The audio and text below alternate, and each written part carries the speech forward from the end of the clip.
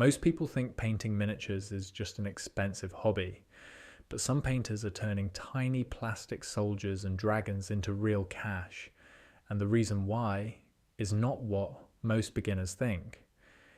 If you love painting miniatures, and you've ever looked at your desk covered in brushes, paints, half-finished models, and that one cup of water you absolutely should not drink, this video is for you, because today we're breaking down how to actually make money painting miniatures, even if you're not some world-class painting wizard.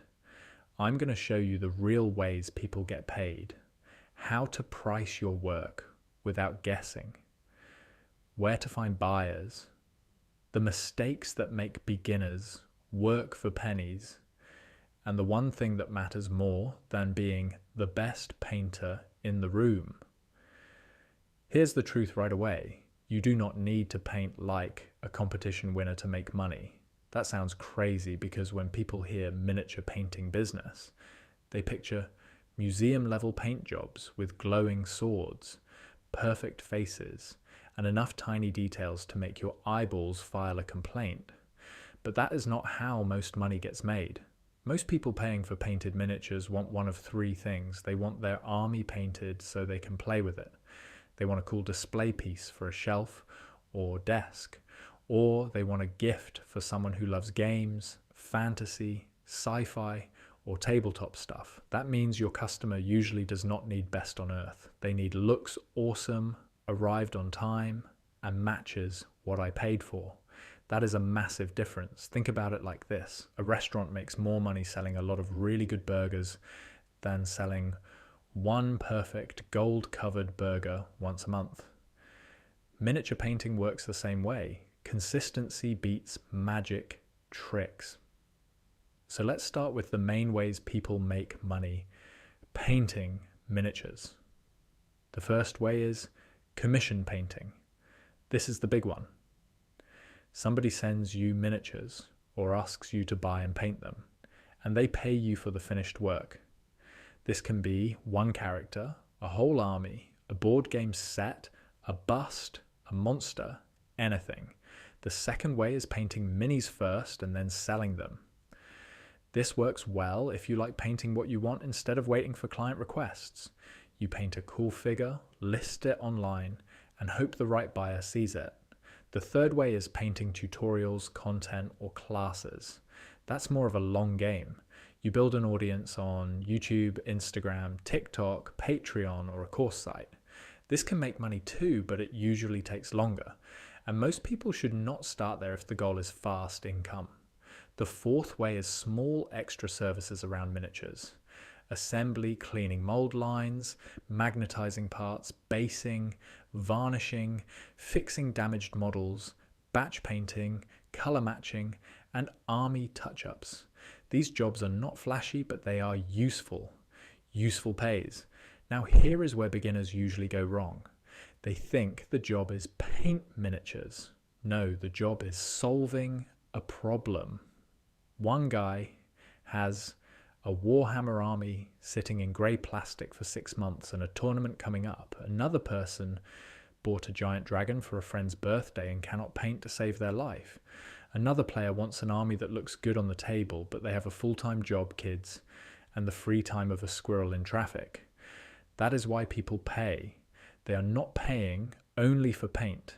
They are paying for time, skill, convenience, and peace of mind. Once you understand that, your whole approach changes. Now let's talk money, because this is where people either get smart or get stuck. A lot of new painters price like this. This took me 10 hours, so maybe I'll charge 50 bucks. That is a trap. That is how you end up making less than pocket money while slowly turning your hobby into a sad little factory. You need to price in layers. First, there is the level of quality. Tabletop standard is the most common. This means the mini looks clean, neat, shaded, highlighted enough to pop, and looks good during a game. Then there is a higher standard, where you spend more time on blends, faces, details, textures, lighting, and fancy basing. Then there is display or showcase quality, where every tiny part gets special care and your sanity starts leaving your body one brush stroke at a time. Second, there is size. A tiny infantry model is not the same as a dragon with wings the size of your hand. Bigger models usually mean more time, more paint, and more chances to mutter bad words at awkward little corners. Third, there is complexity. 10 Space Marines in simple armor are one thing. 10 models covered in chains, skulls, fur, runes, and glowing magic nonsense are another thing completely. Fourth, there are extras, assembly, gap filling, basing, custom colors, decals, weathering, freehand, magnet work, rush jobs, buying the model for the client, and shipping. So instead of one random number, think in a simple business way. What is the model? What quality level does the client want? How long will it take? What materials will I use? What else is included? What profit do I need for this to be worth doing? A beginner-friendly pricing method is to set a base price by model type, then add for quality and extras. For example, one hero character at tabletop standard might be one price. The same model at high detail is more. A monster is more. A full squad gets a batch rate. That way, you are not reinventing the wheel every time someone asks, "Hey, how much to paint my army?" And yes, people will sometimes say your price is too high. That's normal. Some clients want a real paint job. Some want a miracle for lunch money. Let those people walk away. You are not running a charity for unpainted goblins. A lot of painters get scared to charge enough because they compare themselves to top artists online. Big mistake. Your price is not based on whether you are the best painter on earth. It is based on whether you can deliver the quality you promised in a way that makes sense for both you and the buyer. Now, let's talk about the smartest place to start. Do not start by offering to paint a 2,000 point army with 6 different color effects, custom bases, and a deadline that makes your eye twitch. Start small. Start with single characters, small squads, board game mini sets, or simple armies at tabletop level. You want jobs that let you finish, deliver, learn, and build trust. Finishing well is better than dreaming big and drowning in plastic. And this brings us to one of the biggest money rules in miniature painting. Speed matters. Not sloppy speed, smart speed. If you can paint one mini to a nice standard in 2 hours, and another painter takes 6 hours to reach almost the same result, you have a business advantage. That is why batch painting, good workflows, and simple paint plans are so powerful. A lot of clients do not care if you use 17 layers of wizard magic to paint a boot strap. They care that the army looks cool together, so learn efficient techniques, priming well, strong base colors, washes that actually help, dry brushing where it makes sense, fast edge highlights, clean basing recipes, simple glow effects that look fancy without eating your whole afternoon. The painters who make decent money are often not the ones doing the fanciest work. They are the ones who know how to get great looking results without taking forever. Now, where do you find customers? This is the part people overthink. Buyers are already hanging out in places where miniature fans live. Tabletop game shops, local clubs, Warhammer groups, Dungeons and Dragons groups, board game communities, Facebook groups, Reddit spaces, Discord servers, Instagram, eBay, Etsy in some cases, local events and tournaments. But do not just show up yelling, "I paint minis, give me money."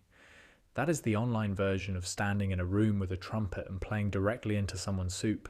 Show your work, post clear photos, good light, clean background, close shots and full army shots. Show before and after when possible. Show your paint levels. Show what different prices look like. Be easy to understand. When buyers can see exactly what they're getting, trust goes up fast. And trust is everything in commission work. Because from the client side, sending models and money to a stranger on the internet feels risky. They're wondering, will this person vanish? Will the models come back looking weird? Will the army be done before I turn 80? So make it easy for them to trust you. Answer messages clearly, set timelines you can actually hit, use simple terms, show past work, explain your process, ask smart questions about colors, basing, and goals. Be the calm person in the room. Now let's hit the problem nobody likes talking about. Painting miniatures for money can go from dream hobby to nightmare job really fast. At first, it sounds perfect. I get paid to paint tiny knights. Amazing. Then reality shows up wearing steel boots, clients want updates, deadlines pile up, your fun army project gets shoved aside, your hand hurts, your back hurts, you are painting the same armor trim for the 5th night in a row and starting to wonder if gold paint is cursed. This is where a lot of people quit, not because they are bad painters, because they did not set rules. If you want this to make money and not crush your soul, you need boundaries. Set clear timelines. Set a payment structure. Many painters take a deposit first, especially for bigger jobs. Set revision limits. Tell people exactly what paint level they are buying. Set realistic delivery dates, not fantasy dates. If a project will take 6 weeks, do not promise 2 because you got excited. And maybe most important, do not say yes to every job. This is hard when you're new because every client feels like gold, but bad jobs can eat your profit alive. If somebody wants ultra high detail for a bargain price, changes their mind every 5 minutes, sends blurry reference pictures and needs it done like yesterday, that is not a client. That is a headache wearing a wallet. Choose work you can do well. Now here is where things start getting really interesting. Once you finish a few jobs, something changes. You stop selling painting. You start selling your style, your reliability, and your results. That is the key moment, because the real upgrade is not going from beginner painter to painting God. The real upgrade is going from random person with brushes to trusted painter with a clear offer. That means a buyer can look at your page and instantly get it. These are your tabletop armies. These are your character models. This is your price range. This is how long jobs usually take. This is how to contact you. This is what clients can expect. That kind of clarity is gold. You do not need 10,000 followers. You need the right people to understand what you do. And once that starts happening, money gets easier. Not because painting gets easier, but because trust gets easier. People recommend you. Local players mention your name. Someone sees a painted army across the table and asks, "Who did that?" That is how small creative businesses grow, one happy client at a time. If you want a simple path, here it is. First, build 5 to 10 strong sample pieces. Not random stuff, pieces that match the kind of work you want more of. Second, create 3 paint levels. Keep them simple and easy to explain.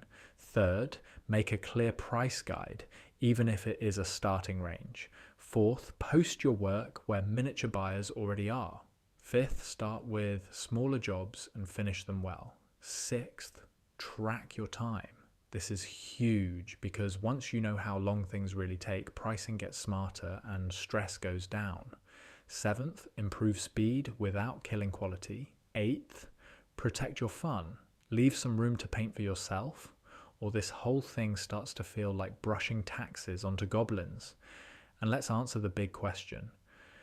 Can you really make good money painting miniatures? Yes, but only if you treat it like both art and business.